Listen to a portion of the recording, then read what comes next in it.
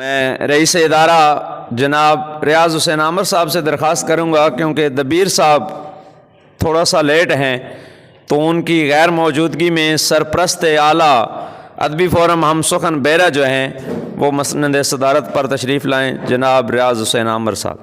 سجاد صاحب کا بھی تعارف کروا دیں۔ سجاد صاحب سردار پور سے ان کا تعلق ہے اور ایک علمی گھرانے سے تعلق رکھتے ہیں۔ کتابوں کے ساتھ ان کا بڑا گہرا بچپن سے رشتہ ہے، کتابیں پڑھتے ہیں، کتابیں خریدتے ہیں اور ایک اسکالر کی زندگی گزار رہے ہیں۔ تو پہلی بار ہم نے انہیں دعوت دی ہے کہ ہمارے فورم پر آئیں۔ یہ میرا خیال میں ان کا پہلا تجربہ ہے۔ یہ محقق آدمی ہیں، وہ علم سے بڑا شغف رکھتے ہیں۔ آج بھیرا کی تاریخ پر یہ کام کر رہے ہیں، تو ہم نے انہیں کہا کہ بھیرا کے حوالے سے بات کریں۔ خوش آمدید ہیں۔ اعوذ باللہ من الشیطان الرجیم، بسم اللہ الرحمن الرحیم۔ اس تحقیقی مضمین کی تیاری کے لیے میں سر محترم استاد پرنسپل ریاض حسین عامر صاحب اور محترم دوست نثار بھٹی صاحب کا تہ دل سے شکر گزار ہوں کہ انہوں نے مجھے تحریک دی اور اپنی لائبریری سے، کالج کی لائبریری سے کتب سے استفادہ کرنے کا موقع دیا، تب بھی میں یہ مضمون لکھ پایا ہوں۔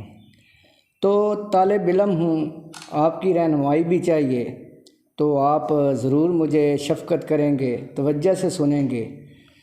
تو محترم، تاریخ محض وقائع نگاری نہیں، واقعات کے اسباب و نتائج جانے بغیر تاریخ، واقعات کا اندراج تاریخ نہیں۔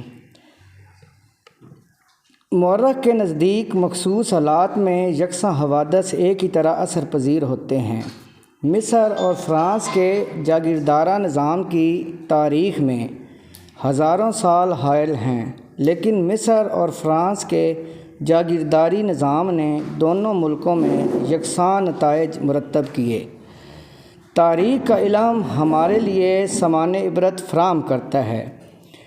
جیسا کہ امام علی علیہ السلام نے فرمایا، کفر کی حکومت قائم رہ سکتی ہے، ظلم کی نہیں۔ اور اگر تاریخ اٹھا کر دیکھیں تو تاریخی واقعات اس اصول کی حقیقت کی گواہی دے رہے ہیں، جس سے مذکورہ تاریخی حقیقت عیاں ہوتی ہے۔ سکندر اعظم یونانی نے اپنے مقبوضات کی توسیع اور لال و جواہر کے لالچ میں ہندوستان کے شہروں کو جلایا اور درہ جہلم کے پانیوں کو ہندوستانیوں کے خون سے رنگین کیا۔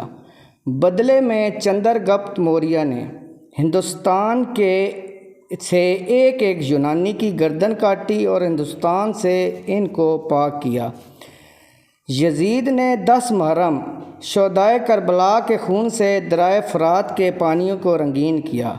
بدلے میں مختار سقفی نے ایک ایک یزیدی کی گردن کاٹی۔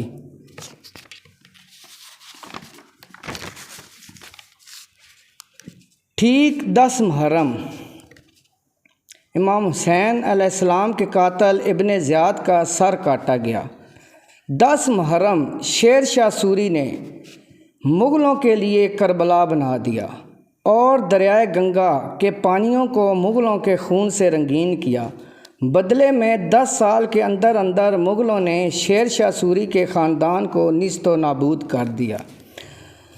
پنجاب کے تاریخی شہر بھیرا کی تاریخی قدامت کے حوالے سے پروفیسر ریاض احمد شاد کی تحقیق کے مطابق بھیرا کا تاریخی قصبہ تو وادی سندھ کے عروج تقریباً 5000 قبل مسیح سے قبل کا بتایا جاتا ہے۔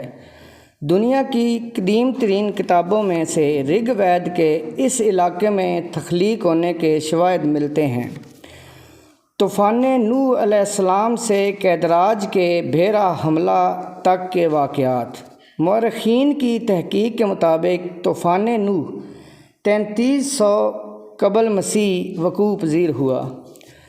مشہور مورخ محمد قاسم فرشتہ کے بیان کے مطابق حضرت نوح علیہ السلام کے بیٹے حام کی نسل کے بادشاہوں میں سے ایک حکمران راجہ کچھواہا کی وفات کے بعد کیدراج تخت پر بیٹھا۔ قیدراج نے پنجاب پر حملہ کر کے اپنے قبضے میں لیا اور کچھ دنوں ہندوستان کے قدیم ترین شہروں میں سے ایک شہر بھیرا میں قیام کر کے جموں کا قلعہ تعمیر کروایا۔ مورخ فرشتہ کا یہ شجرہ اگرچہ تحقیق طلب ہے۔ قیدراج کے حوالے سے بھیرا سکندر اعظم کے عہد میں سکندر اعظم کی ہندوستان کی جنگی مہم 3 سالوں مئی 327 قبل مسیح تا مئی 324 قبل مسیح تک کے عرصے پر محیط ہے۔ مئی 326 قبل مسیح درہ جہلم پر آمد۔ جولائی 326 قبل مسیح درہ جہلم پر واقع قصبہ مونگ رسول ضلع منڈی بہاولدین کے مقام پر راجہ پورس سے جنگ جہلم کا نتیجہ فتح، شکست یا صلح۔ بدھ پرکاش کے بیان کے مطابق سکندر اعظم نے دوسری تمام جنگوں میں جنگ ہارنے والے سرداروں اور بادشاہوں کے ساتھ نہایت برا سلوک کیا۔ پھر یہ کیسے ممکن ہے کہ وہ راجہ پورس کے ساتھ برابری کا سلوک کرتا؟ سکندر اپنی شکستوں کو فتح ظاہر کرنے کا ماہر تھا۔ یونانی مورخین کے بیانات بغیر شک و شبہ کے قبول نہیں کیے جا سکتے۔ فردوسی نے بھی طرفین کی تباہی و بربادی کا تفصیل سے بیان لکھنے کے بعد یہی کہا ہے کہ سکندر اعظم نے راجہ پورس سے التجا کی کہ وہ دونوں آپس میں دو بدو ہو کر فیصلہ کر لیں، جو جیت جائے وہ تاج و تخت کا مالک ہوگا۔ یورپی مورخین کے مقابلے میں ایشیائی اور افریقی مورخین کے بیانات کی روشنی میں اس جنگ کا نتیجہ فتح و شکست سے زیادہ معاہدہ صلح کی شکل میں نظر آتا ہے۔ سکندر اعظم کی واپسی اور بھیرا کے حکمران سوفائٹیز کی اطاعت۔ Winston a Smith early history of India کے بیان کے مطابق سکندر اعظم نے واپسی کے وقت کریٹرس اور ہیفیشن کو حکم دیا کہ جلد از جلد کوچ کر کے راجہ سوبھاتی، جسے سوفائٹیز بھی کہا گیا ہے، جو درہ جہلم سے درہ سندھ تک کے کوستان نمک کے زیریں علاقے کا بادشاہ تھا، اس کے پایہ تخت پر فوراً قبضہ کر لے۔ راجہ نے فوراً اطاعت کر لی۔ کننگھم ماہر آثار قدیمہ نے سوفائٹیز کے پایہ تخت کو درہ جہلم کے مغربی کنارے پر آباد بھیرا کو قرار دیا ہے۔ بھیرا کے حکمران سوفائٹیز کے دور کے سکوں کی دریافت۔ سکے کتبات سے کچھ کم اہم نہیں۔ رشید اختر ندوی تاریخ ارض پاکستان میں لکھتے ہیں، جن بادشاہوں نے اپنے پیچھے اپنی سیاسی زندگی کی کوئی شہادت نہیں چھوڑی، ان کے بارے میں ان سکوں کی مدد سے کچھ زیادہ نہ کہا جا سکتا ہو تو کم سے کم اتنا تو معلوم ہو جاتا ہے کہ ان کا عہد کون سا تھا۔ خصوصیت سے وہ سکے جو پاکستان کے سرحدی علاقوں سے دریافت ہوئے ہیں وہ تو بڑی تاریخی اسناد کے حامل ہیں۔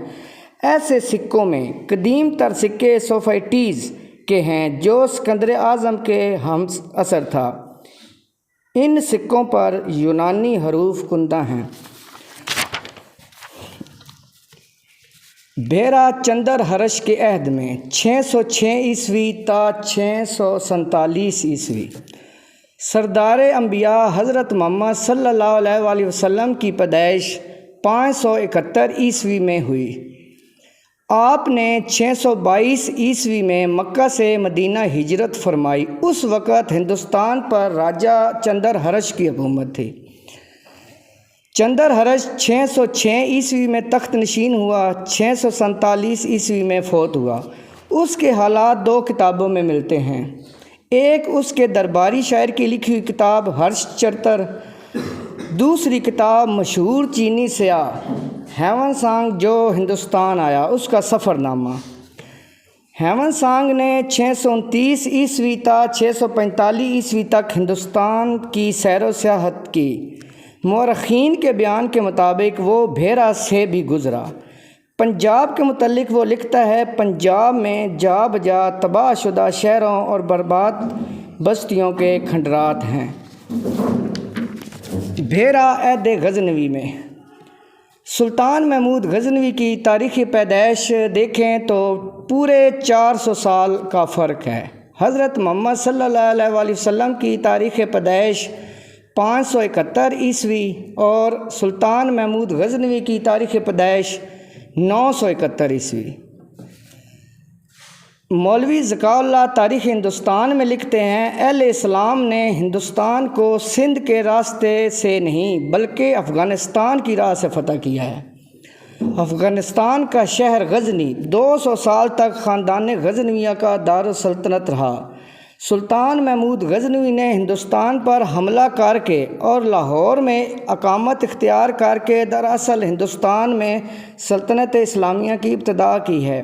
لاہور میں سلطنت غزنویہ نے شہاب الدین غوری کو ہندوستان میں فتح کی راہ دکھائی اور اسی سبب سلاطین دہلی نے سارے شمالی ہندوستان پر اپنی حکومت قائم کی۔ پھر ظہیر الدین بابر نے ہندوستان پر حملہ کر کے ان تمام جھگڑوں کو مٹا دیا جو دہلی کی سلطنت کی بابت آپس میں ہو رہے تھے۔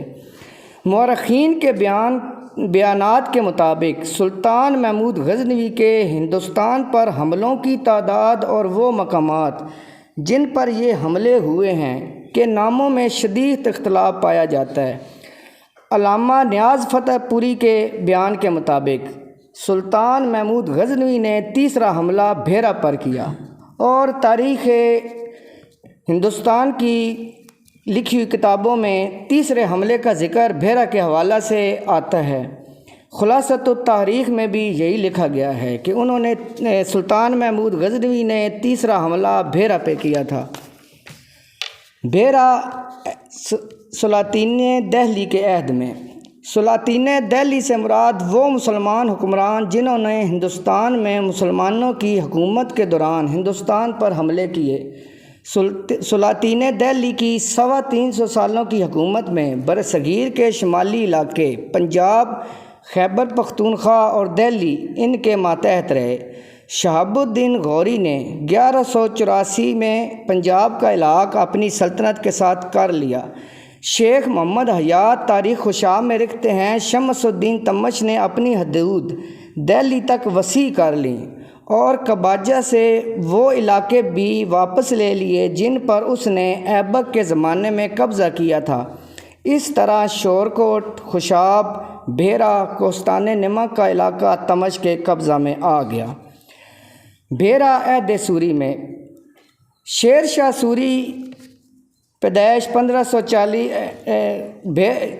شیر شاہ سوری جو 1540 میں تخت پر بیٹھے اور 1545 5 سالہ دور گزٹ ایئر شاہ پور کے مطابق شیر شاہ سوری نے بھیرا شہر کو دریائے جہلم کے بائیں کنارے پر عصر نو آباد کیا، اور گزٹ ایئر شاہ پور کے مطابق شیر شاہ سوری مسجد 1545 میں تعمیر کی گئی، لیکن یہ بات بھی ابھی تحقیق طلب ہے۔ بھیرا عہد مغلیہ میں مغلیہ سلطنت کے بانی ظہیر الدین بابر نے اپنی خود نوشت تذکرہ بابری میں بڑی تفصیل کے ساتھ بھیرا پر حملہ کا ذکر کیا ہے۔ ظہیر الدین بابر لکھتا ہے، ہندوستان میں بھیرا سے لے کر بھاڑ تک افغانوں کا راج تھا۔ مورخین کے بیان کے مطابق بھیرا کے حاکم دولت خان لودھی نے بھی بابر کو ہندوستان پر حملہ آور ہونے کی دعوت دی تھی۔ بابر کچھ عرصہ بھیرا میں مقیم رہا۔ بابر نے اپنے سرداروں کو بڑے شہروں پر قبضہ کرنے اور انتظام سنبھالنے کے لیے روانہ کیا۔ اس طرح بھیرا، خوشاب، نمک کے پہاڑوں سے لے کے دریائے چناب تک کا علاقہ بابر کے قبضہ میں آ گیا۔ بھیرا ابدالیوں کے عہد میں گنڈا سکھ کے بیان کے مطابق احمد شاہ ابدالی نے نور الدین برمزئی کی کمان میں ایک فوج پنجاب روانہ کی۔ بھیرا کی مقامی آبادی کے تاوان دینے سے انکار پر اس نے لوٹ مار اور قتل عام کا حکم دے دیا۔ اگرچہ بھیرا اور میانی اپنے پرانے کھنڈرات پر عصر نو آباد ہو گئے، لیکن چک سانو کے کھنڈرات ہی دیکھے جا سکتے ہیں۔ بھیرا سکھوں کے عہد میں 1769 کے بعد سکر چکیا اور بھنگی مثلوں کے سکھ کوہستان نمک اور دریائے چناب کے درمیانی علاقے پر قابض ہو گئے۔ انہوں نے سرگودا کے علاقے آپس میں بانٹ لیے۔ بھیرا اور احمد آباد پر مان سنگھ کا تصرف تسلیم کر لیا گیا۔ بعد ازاں یہ علاقے دھنا سنگھ اور چرٹ سنگھ کو تفویض کر دیے گئے۔ رنجیت سنگھ کا بھیرا پر قبضہ۔ رنجیت سنگھ نے اپنے باپ کے نقش قدم پر چلتے ہوئے بھیرا پر قبضہ کرنے کا فیصلہ کر لیا۔ چنانچہ بھیرا کے حکمران جوت سنگھ، جو اپنے باپ دھنا سنگھ کی طرف سے بھیرا کا وارث حکمران تھا، پر یہ الزام لگایا کہ وہ ظلم و تعدی سے کام لیتا ہے۔ 1808 میں رنجیت سنگھ میانی سے روانہ ہوا اور بھیرا کے علاوہ دریائے جہلم کے دونوں کناروں کا علاقہ جوریاں تک اس کے قبضے میں چلا گیا۔ بھیرا برطانوی عہد حکومت میں 1849 تا 1947 دو دریاؤں کا درمیانی علاقہ دوآبہ کہلاتا ہے۔ صوبہ پنجاب 5 دوآبوں پر مشتمل ہے۔ دریائے چناب اور دریائے جہلم کا درمیانی علاقہ دوآبہ چج کہلاتا ہے۔ یہ دونوں دریا ترمو ضلع جہلم میں مل جاتے ہیں۔ اس دوآبے میں ضلع گجرات، ضلع منڈی بہاولدین، ضلع سرگودا کا مکمل علاقہ، اس کے علاوہ ضلع جھنگ اور ضلع چنیوٹ کا کچھ علاقہ شامل ہے۔ 1849 میں برطانیہ کے پنجاب پر قبضہ کے وقت کشمیر سے ترمو تک پورا دوآبہ چج ایک ضلع تھا۔ جلد ہی انتظامی مشکلات کے باعث اسے 2 ضلعوں، ضلع گجرات اور ضلع شاہ پور میں تقسیم کر دیا گیا۔ 1853 میں شاہ پور کی 3 تحصیلیں تھیں: بھیرا، کالووال اور ساہیوال۔ 1904 سے 1907 کے درمیان بھیرا تحصیل کا ہیڈ کوارٹر بھلوال منتقل کر دیا گیا۔ اس کارروائی کا مقصد ظاہر تھا۔ برطانیہ نے زراعت کے لیے اس علاقے کو ترقی دی تھی اور یہاں کی گندم کو انگلینڈ پہنچانے کے لیے پہلے کراچی کی بندرگاہ تک لے جانا ضروری تھا۔ سرگودا اور بھلوال چونکہ ریلوے لائن پر واقع تھے، اس لیے انہی علاقوں کو ترقی دی گئی۔ بھیرا قیام پاکستان کے وقت ڈاکٹر اشتیاق احمد کے بیان کے مطابق قیام پاکستان کے وقت بھیرا ہندو اکثریت کا شہر تھا۔ بھیرا کی رہائشی راج رانی گوسین نے ڈاکٹر اشتیاق احمد کو انٹرویو دیتے ہوئے تقسیم ہندوستان کے وقت بھیرا میں رونما ہونے والے واقعات کے متعلق بتایا۔ راج رانی گوسین کے بیان کے مطابق ہم پنجابی برہمن ہیں۔ میں جنوری 1918 میں ضلع شاہ پور کے قصبے سرگودا میں پیدا ہوئی۔ 1947 میں ہم بھیرا میں تھے، جہاں کے سول ہسپتال میں میرے شوہر تعینات تھے۔ تقسیم سے کچھ عرصہ قبل یہاں کے حالات بگڑنا شروع ہوئے۔ افواہیں پھیل رہی تھیں کہ مسلمان ہندوؤں پر حملہ کر کے مردوں اور بچوں کو مار رہے تھے اور لوٹ مار بھی کر رہے تھے۔ ہم خواتین گھروں میں ہر وقت لال مرچوں، پتھروں اور پانی سے بھری بالٹیاں تیار رکھتی تھیں۔ چھتوں پر بھی پانی ذخیرہ رکھا جاتا تھا تاکہ اگر مسلمانوں کا ہجوم آگ لگائے تو وہ بجھائی جا سکے، جبکہ مرد خنجر تیار رکھتے تھے۔ خواتین کو زہر کی پڑیاں دی گئی تھیں تاکہ اگر مرد لڑتے ہوئے مارے جائیں تو وہ زہر پھانک لیں۔ عزت گنوانے سے مر جانا بہتر ہے۔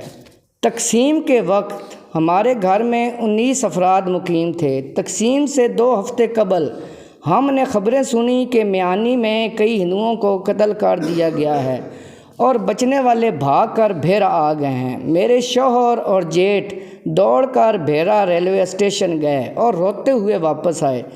پناہ گزین ہندوؤں نے بتایا کہ میرے دیور شالک رام کو مسلمانوں نے ہلاک کر دیا تھا۔ عینی شاہدین نے بتایا کہ بعد ازاں مرنے والوں کی چنی لال وسان لکڑیوں کے ٹال میں اجتماعی چتا جلائی گئی۔ بھیرا میں ایک بااثر ہندو دیوان صاحب تھے۔ اس نے ایک انگریز خاتون سے شادی کی ہوئی تھی اور تقسیم ہندوستان کے وقت وہ دلی میں تھا۔ کسی نے اسے دلی میں کہا کہ بھیرا میں تمہارے رشتہ دار مشکل میں ہیں، چنانچہ اس نے بھیرا سے ہندوؤں کو منتقل کرنے کے لیے بٹالین مرہٹا فوج کی خدمات حاصل کیں، جہاں سے 19 ٹرکوں پر متاثرہ افراد کو امرتسر بھجوایا گیا۔ 14 اگست کے چند روز بعد ہم مختصر سامان کے ساتھ بھیرا اسٹیشن سے روانہ ہوئے۔ ٹرین تھوڑی سی چل کر پھر رک گئی اور واپس اسٹیشن پر آ گئی۔ ہر کوئی خوفزدہ ہو گیا۔ مرہٹا فوجیوں نے مختلف سمتوں میں اپنی مشین گنیں سیدھی کر لیں، لیکن کچھ نہ ہوا اور ہم منڈی بہاؤالدین پہنچ گئے۔ ہمیں ایک قلعہ نما عمارت میں بڑے گیٹ کے اندر پہنچایا گیا۔ تیسرے روز ٹرک آیا۔ مقامی پولیس اہلکاروں نے فی کا 100 روپے رشوت لی۔ ٹرکوں کے ساتھ مراٹھا سپاہی بھی تھے۔ ہم کسی ناخوشگوار واقعے کے بغیر اٹاری بارڈر پہنچ گئے۔ اگلے روز ٹرین آئی اور ہم بخیر عافیت امرتسر پہنچ گئے۔ بھیرا 21ویں صدی میں۔ بھیرا شہر براستہ موٹر وے M2 لاہور تا اسلام آباد، بھیرا انٹرچینج سے 2 کلومیٹر کے فاصلے پر ہے۔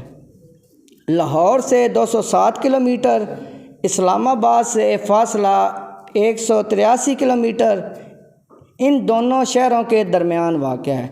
سرگودا شہر سے بھیرا شہر 57 کلومیٹر کے فاصلے پر ہے۔ بھیرا کی شمالی سمت دریائے جہلم بہتا ہے۔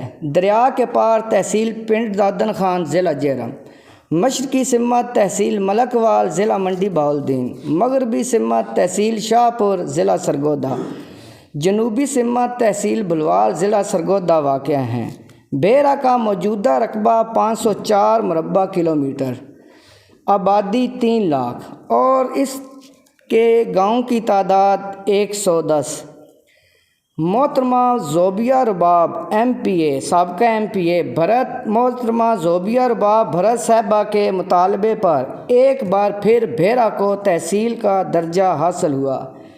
اس کا باقاعدہ اعلان 17 جولائی 2012 کو وزیر اعلیٰ پنجاب محترم شہباز شریف صاحب نے کیا۔ تحصیل بھیرا انتظامی طور پر میونسپل کمیٹی کے 12 وارڈز اور 16 یونین کونسلوں پر مشتمل ہے۔